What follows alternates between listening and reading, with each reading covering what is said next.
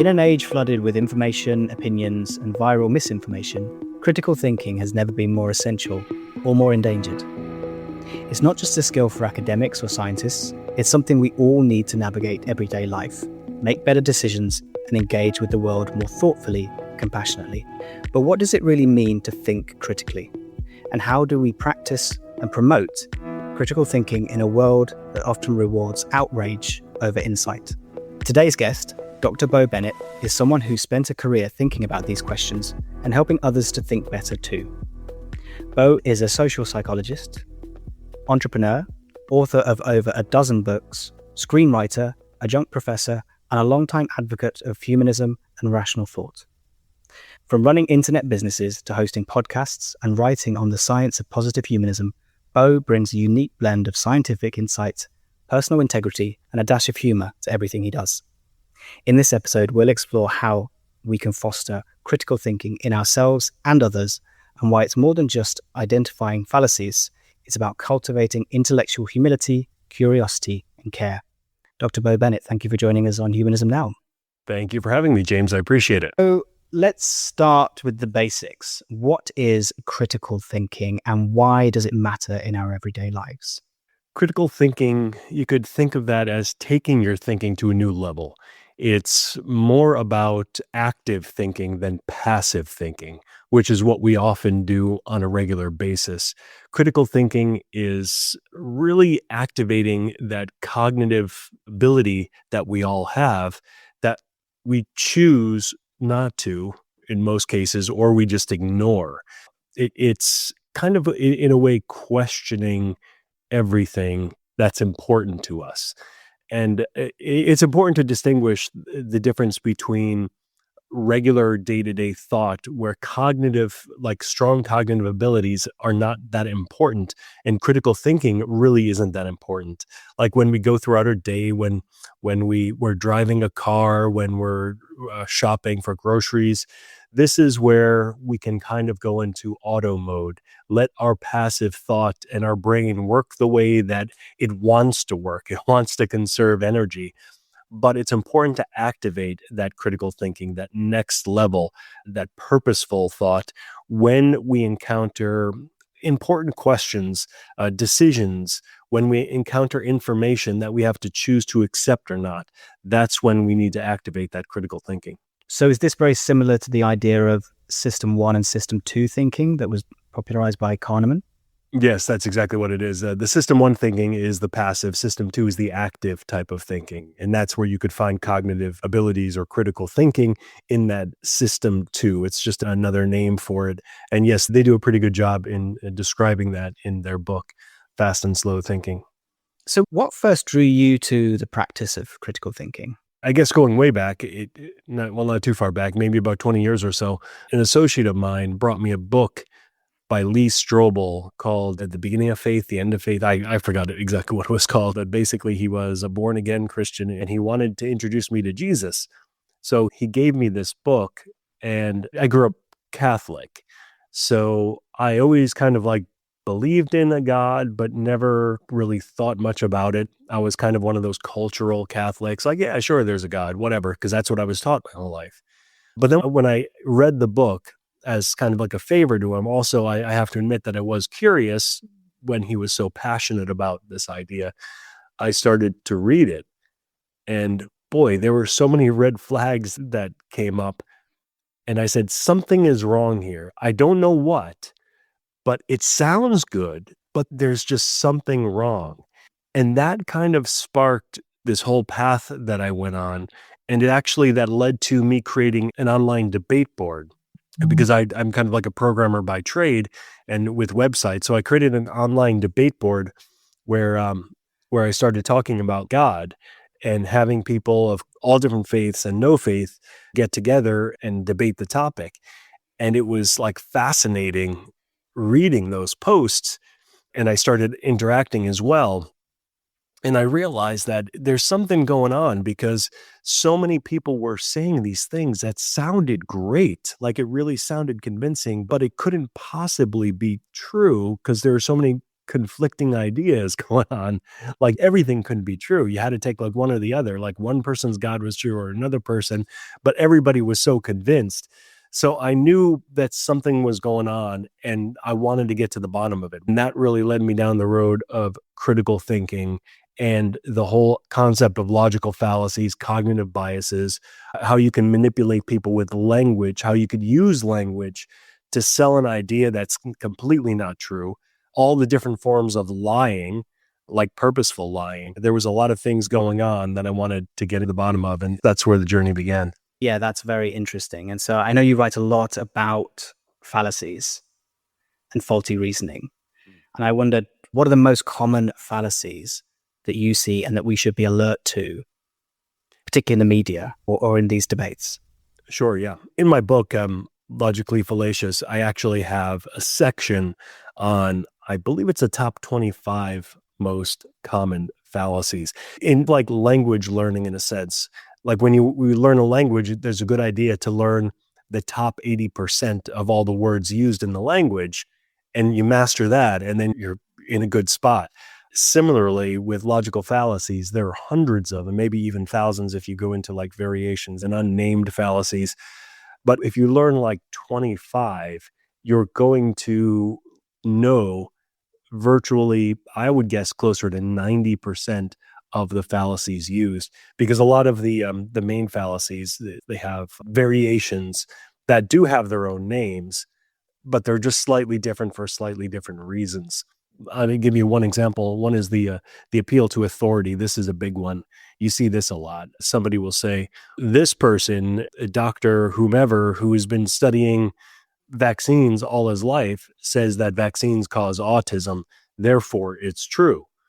Now, that sounds impressive. Again, that's what fallacies are. They're kind of like tricks. They trick your mind in thinking like, oh, this doctor who's a certified MD who studies vaccines all his life says that vaccines cause autism. So therefore, it must be true, right? Well, no, because that's not how science works. Science doesn't work with one person's opinion. What's important is, what does the accumulation of all of the doctors that study vaccines together, what did they kind of come up with? What is the overall picture?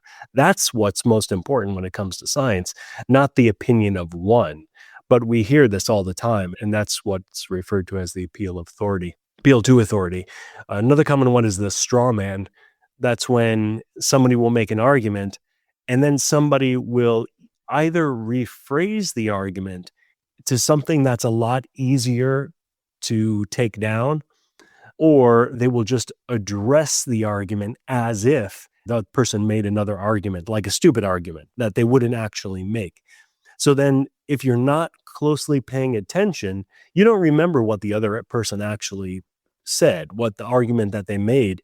You think that the person who's responding is actually responding to the argument and like, oh my goodness, this guy destroyed his argument, but that wasn't even the argument. So you have to pay attention to that. That's one that you see all the time. And it's interesting as well, the examples you gave there. For example, if you were to say, what is the general scientific consensus, referring to that rather than the appeal to authority, that does sound less convincing.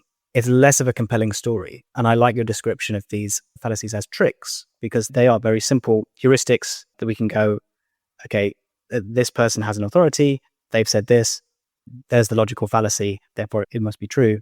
Taking that time to, as you say, construct something which is more, I guess, less certain in that sense, but also is more based on the broad knowledge that exists. It is difficult to word that in a way that has the same rhetorical appeal to make it sound convincing. And I noticed you mentioned as well when you were reading the book that a lot of these arguments sound great when you hear them. They sound very impressive. So where do you think the balance lies between actually making your arguments sound impressive, using compelling language, using shortcuts that cut through to convince someone, versus actually the hard work of doing the research and constructing a much more logically stable argument that may not be as compelling? So I guess to summarize the question, how do we make the more reasonable arguments more immediately compelling and convincing? Sure. And this question was answered by Aristotle over 2,000 years ago. And he talked about the three different things in order to make a good, convincing argument. One is to have logic on your side and have reason. And I'm paraphrasing here because the language was different, but updating it for today's understanding of what we're talking about. The other one is to use emotion. And as a social psychologist, I can verify this. It is really important, if you're making a strong argument, to make this argument at an emotional level as well. And I could get back into that because people are going to say, well, isn't that the appeal to emotion fallacy? Not quite. And it doesn't have to be. And then the other one is character, basically. Like, who is making the argument? Are you trustworthy?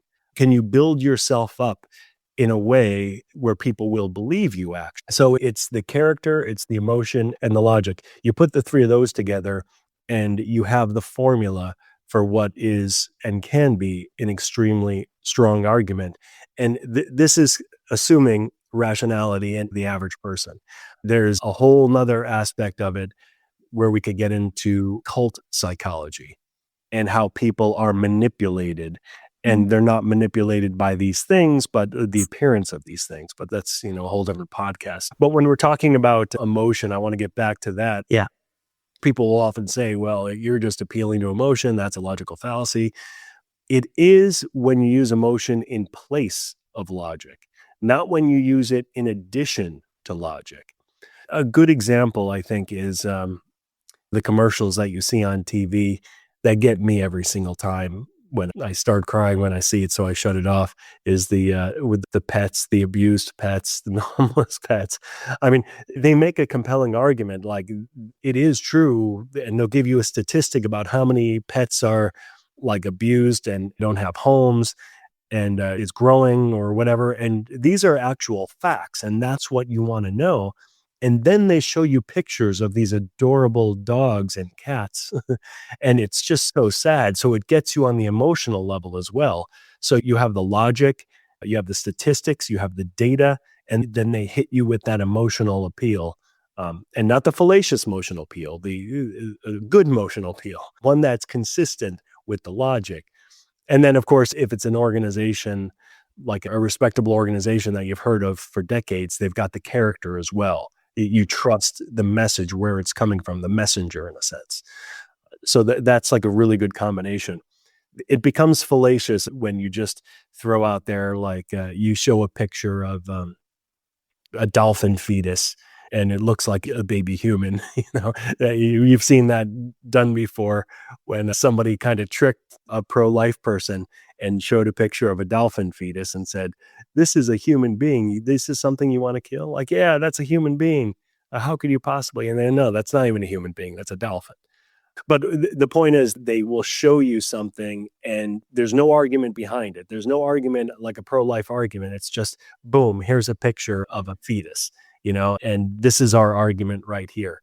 That's the appeal to emotion. When there's no data, there's no argument, there's no logic. You're just trying to get somebody on an emotional level without connecting something that's logical or reasonable or rational along with it. Yeah, that makes a lot of sense. And it sounds like as well, the order that you presented that was the logic, the emotion, and the character. But I imagine the order you want to address those is probably reversed. Character, emotion, and then go in with the logic. Because I think if you dive straight in with the logic, I think we've all had that experience where you might lose somebody. Telling people facts and giving them your reasoning isn't going to appeal to them. So in terms of the order, you are correct about the character. For example, like when you introduced me to the podcast, you read my accomplishments. So now hopefully people will listen to me and they'll say, oh, okay, this guy should know what he's talking about based on what he's done in the past. So you're setting it up there, and that's important. In terms of what comes first, the logic or the emotion, I don't know if I've seen any data on that or studies, but it's probably a good idea to mix it up. Get a little bit in there. If you start just by like rambling off like 20 minutes of facts and data, you're going to lose people really quick. A lot of the good speeches that I've heard in the past, I'm part of Toastmasters organization. It's kind of a global public speaking. And the contest winners, they usually do start off with a really good story. So the speaker will come on stage and then they'll say, when I was 4, and then they go on and tell the story and they capture everybody, and everybody's like drawn right in. And then they go and start talking about their speech and why it's important for, whatever, to love your parents or whatever. So they kind of attach their message to the end, but they usually finish up with an emotional story as well. Mm. So it's, yeah, you don't want to just come out of the gate with logic and reason too much, too hard, too strong, because you will lose people quickly. Yeah, I think it's that important point of trying to remember that people remember how you make them feel. Right. And so I guess what we're talking about initially is rapport. And I've heard a lot in the more recent research really focus on rapport before you start trying to convince anyone or question their beliefs. And so do you have any tricks which you use or any particular methods or turns of phrase that you find are good for approaching some of these conversations where you might want to address someone's potentially faulty reasoning? I guess some general advice: try not to do it in a combative way. Mm. If you do that, you're automatically putting people on guard. And then the backfire effect kicks in, which means they're going to be even more adamant about their position. And they're going to defend it even more, despite overwhelming evidence you may throw in their direction. Try to be receptive to what they're saying and just ask them. Try to make it like a conversation. And ask a lot of questions. Use what's called Socratic reasoning, or the Socratic method, when you just ask questions and listen to their answers and be receptive to what they're saying. Once you understand their position, and like you truly understand it, or at least you feel you know where they're coming from, then you could much better convince them that they're wrong. The way to do that usually is not, again, just to come out of the gate and tell them that they're wrong, throw an argument at them, but listen to what they have to say and what their objections are or their reasoning is, and then try to address that specifically. And if you could do it in question form, you're going to be even in a better position. So like, oh, so you believe that God is the ultimate good and he's perfectly good. Okay. Doesn't it say in the Bible that God creates evil? He created evil. And then start to ask the question, not in a combative, sarcastic way, but like, if I recall in the Bible, it does say that God created evil. So what do you make of that? And then get them to think like, oh, I guess he created evil too. And then you could kind of walk down that path. But it's good to ask questions. Yeah, and it sounds like you're also using their own resources or where they would derive authority from. Definitely in terms of Christianity, if you know how they say like most atheists know the Bible a lot better than Christians. So use that to your advantage. Yes, I definitely think meeting people where they're at and using to construct an argument from within their own terms makes a lot more sense than just, as you say, it coming at it from a combative perspective. And how do you personally try to cultivate better critical thinking in your own daily life? Are there any habits or suggestions that you can give for us? Yes, definitely. Being receptive to the conversation that you're having. So for example, if going back to this conversation that we're having with the Socratic method, you listen to people, you listen to their arguments, and try not to have your argument locked and ready to go, because you're not open then to what they have to say. What if they are right? What if you're wrong? What if you're starting this process saying, oh, I'm going to get them. I'm going to do these rhetorical tricks. I'm going to ask these questions. And then I'm going to respond by asking more questions. And they're ultimately going to see my side. And that's right. It's not a game. Don't think of it as you want to win this argument. Whatever the argument may be, think of it as more of a discussion. Think of it as a learning process. Approach it as a scientist, not as a lawyer. You're not arguing your position. You're trying to refine your position. And maybe something that they say will help you refine it a little bit more, so it's maybe a little bit more like theirs. So when we're talking about something like the existence of God or something, it could be binary in a way like, look, God either exists or he doesn't exist. But very often that's not what we're really talking about. We're talking about like religion in general. If we're talking about religion, also like politics or social issues or whatever it may be. But there's a lot of nuance to what's going on. So maybe, for example, somebody can convince you, and you might be open to the idea that, okay, maybe there is some kind of higher power They made a really compelling argument for that. I don't believe the Christian Bible, I don't believe in that part about it, but I am open to like maybe a deistic position. And that may come as a result of you having these conversations. Same thing with like a political conversation that you may be having. Don't go into the conversation like firm on your position, your political stance. Listen to what they have to say. And you may find, okay, I was way over here to the left. And now, after having this really good conversation and listening to what they have to say, of course, I'm going to fact check everything they have to say, but they brought me a little bit more to the center. And that's a good thing if that means that center is where the truth actually lies. That's where the most factual information actually lies, because you may not have the most factual information all the time, but that's where you want to be. So you need to care more about believing what is true than being right and being proved right. And that's kind of the foundation of becoming a critical thinker.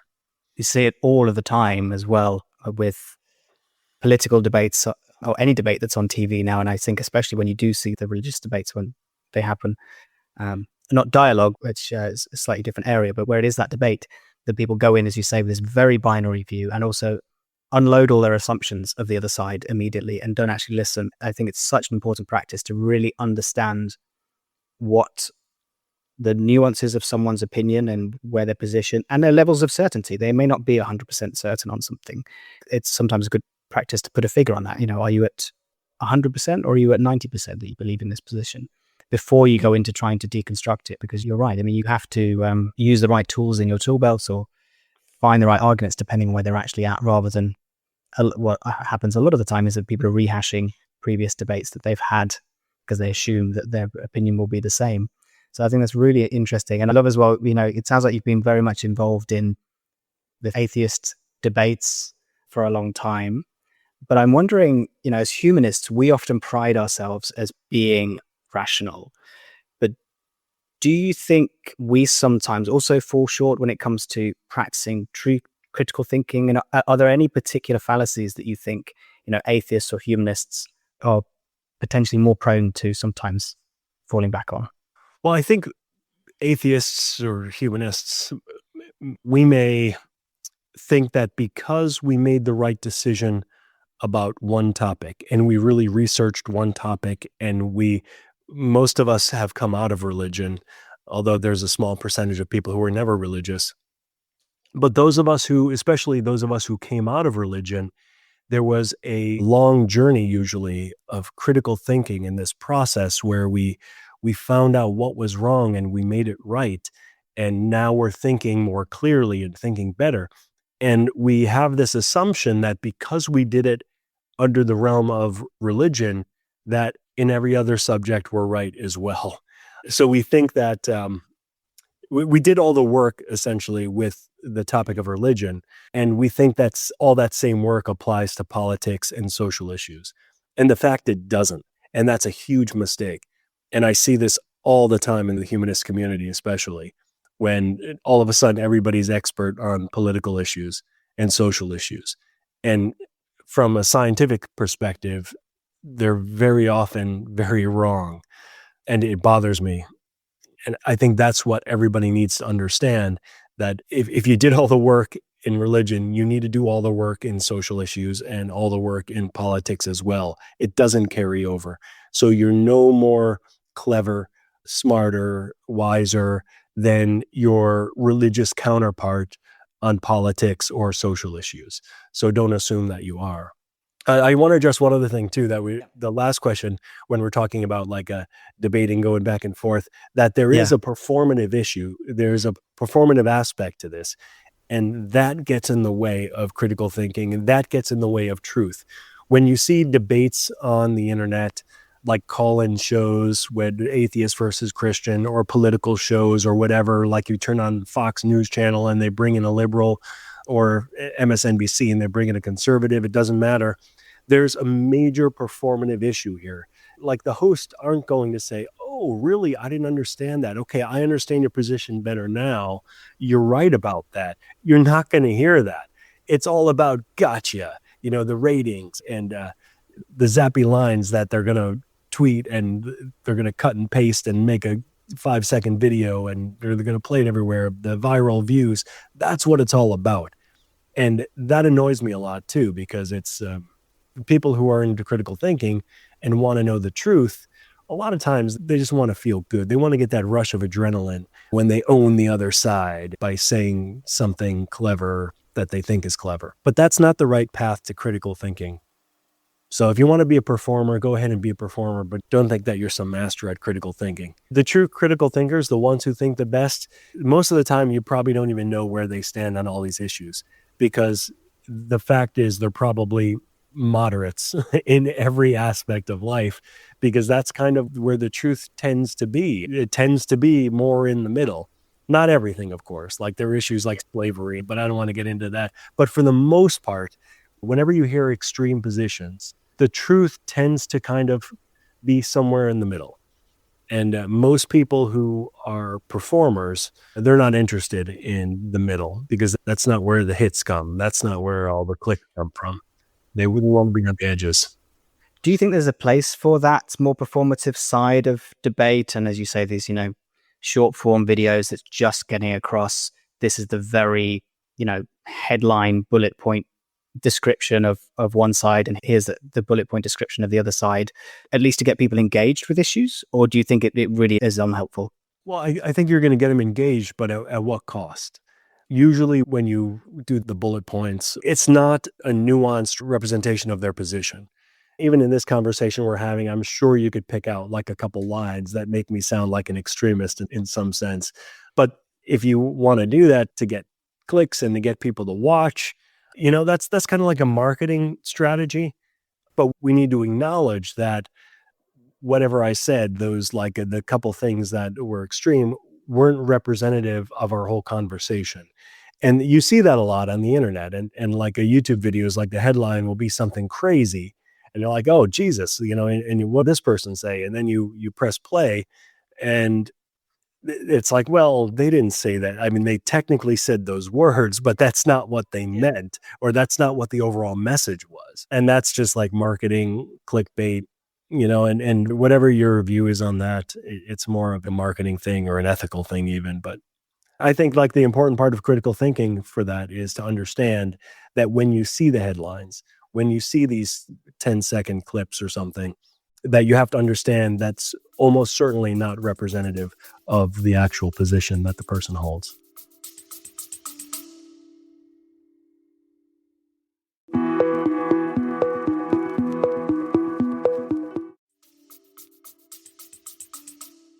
Yeah, and you are being exploited as the consumer as well. If they are misquoting someone or just trying to get a reaction out of you, I think view it as being exploited and then hopefully start to look. They're very effective though.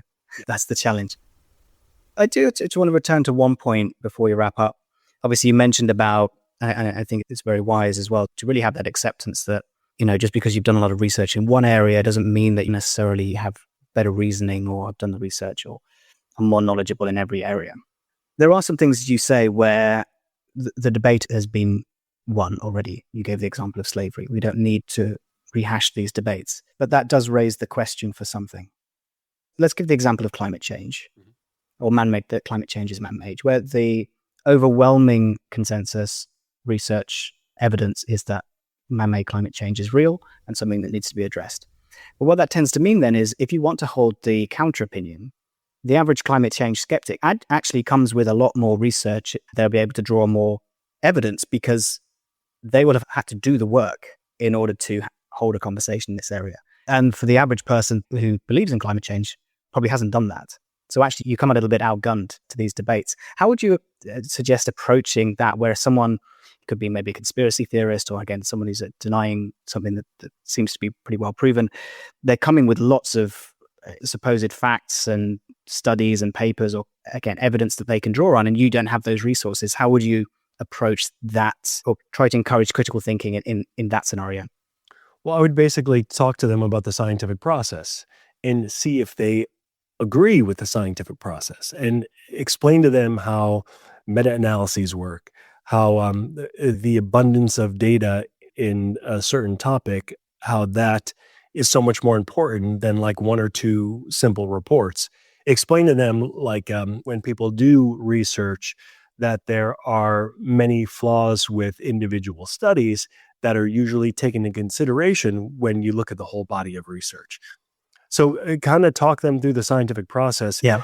and see if that's just who they are. Like, why are you believing this 3% instead of the 97?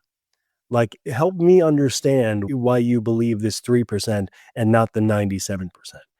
And then they may go on with something like, the 97%, they're all getting paid and they're all being bought by whomever, I don't know, a granola company, I don't know.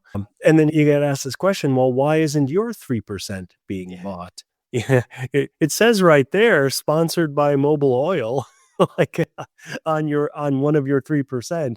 And almost certainly it's just because of the propaganda that they've been watching. So approach this where you're not talking about the specifics of the argument, but you're talking about the scientific process in general.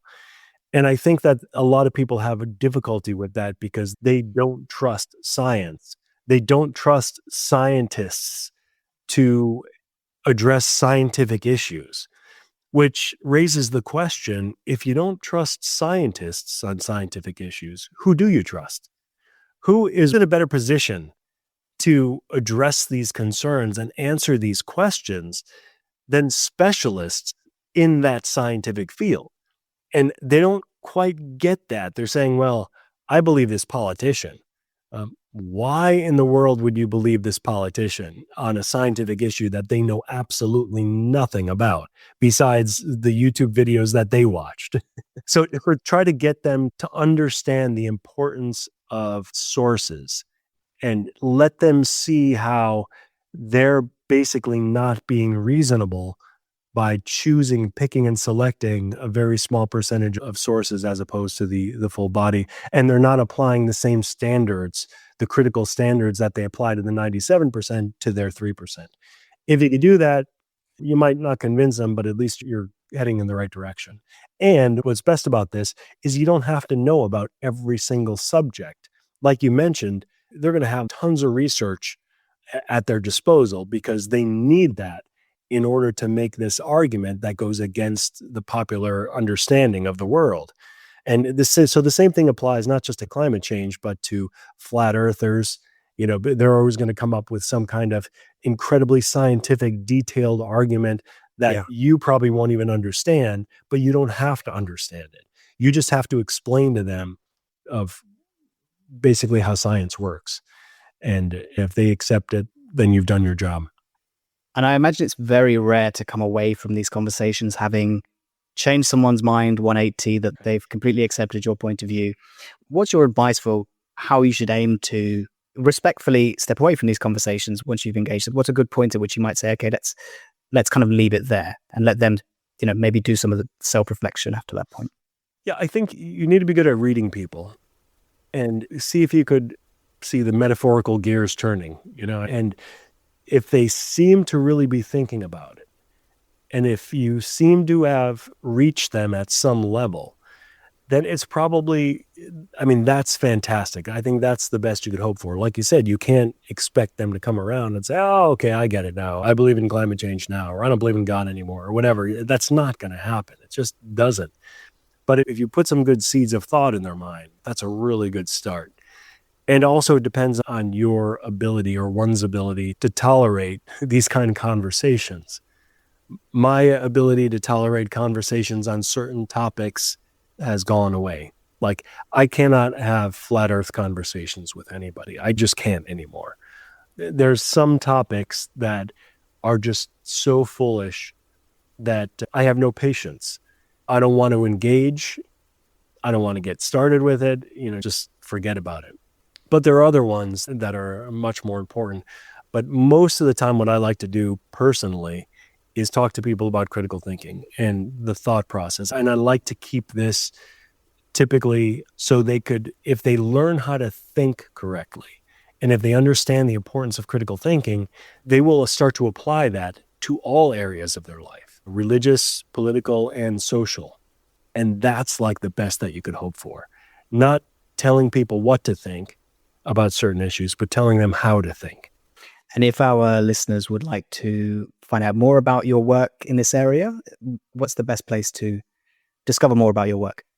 Go to bobennett.com, and that's where you can find all my books. The vast majority of them are non-critical thinking or some aspect of critical thinking.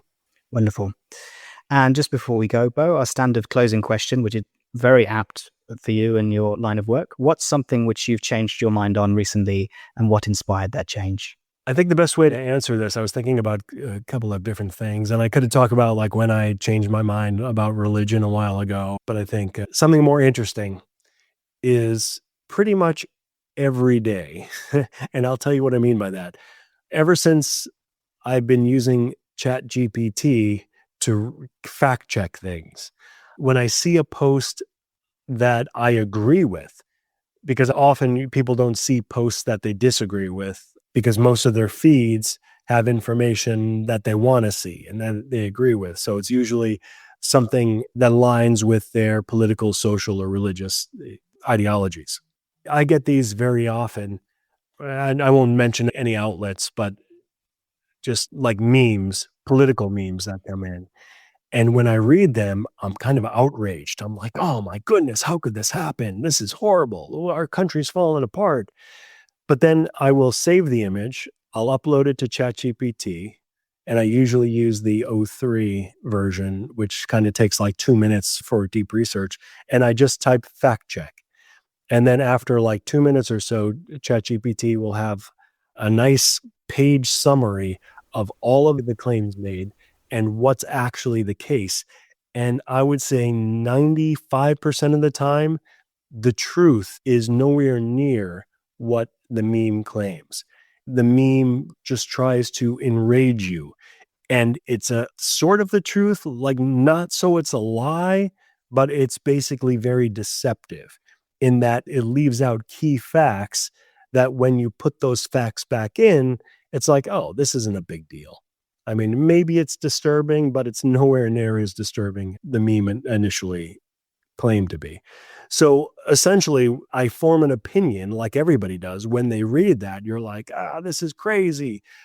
And then you find out what's actually true, and you're like, ooh, okay. And what's great about ChatGPT or virtually any AI is not only will it tell you this is the way it is or this is the fact, but it'll show you all the sources. And you could see like the sources are AP News and like very respectable sources. They're not like some crazy right-wing or left-wing sources. So if you wanted, you could verify everything. And it does a really good job. And it does it like pretty much either instantly if you're using one version or within a couple minutes. But the point is, it's fantastic for fact-checking. And it's also good to bring the political temperature down. And a lot of us humanists tend to have a high political temperature due to a lot of the information that we see. Very true. And it's nice to hear of a practical and potentially humanistic use of AI. So thank you very much for sharing. And thank you, Dr. Bo Bennett, for joining us on Humanism Now. Okay, thanks, James.